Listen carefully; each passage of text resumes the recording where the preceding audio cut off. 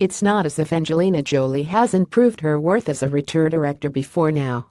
Following on from the Bosnian war drama In the Land of Blood and Honey, an Unbroken's harrowing account of life in a Second World War prison Air Force camp, Jolie's fourth narrative feature confirms her as an exquisite craftswoman and an artist capable of tackling geopolitical complexities.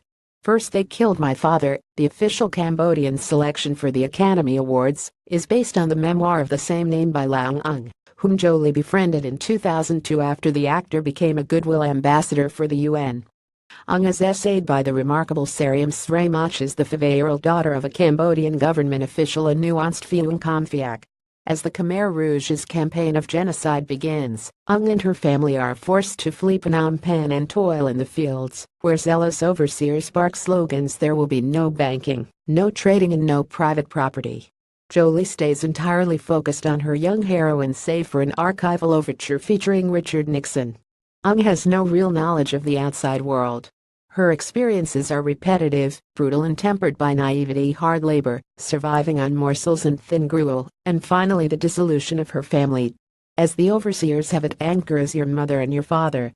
Ironically, once she is conscripted as a child soldier and trained to fight presumably against PRK communists in the Civil War, her diet and living conditions improve. Her short, horrific military career eventually brings her into a forest where, in a virtuoso sequence, she gingerly inches forward, while landmines explode everyone around her into pieces. Against these harrowing details, Jolie and director of photography Anthony Dodd Mental Slumdog Millionaire, Antichrist have crafted a paradoxically balmy, handsome film.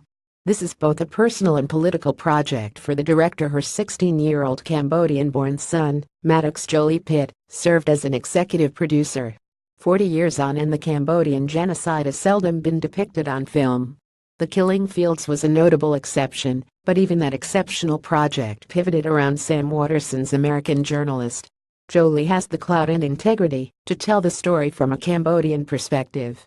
Her ambitions and conviction are matched by an authenticity, a Khmer-speaking cast, hundreds of Nungki extras that can't be manufactured. Sadly, the film's gravitas and subject matter was always likely to sink it at the box office. It has instead made its way to video on demand. A coup for Netflix, of course, but a loss for the theatrical circuit.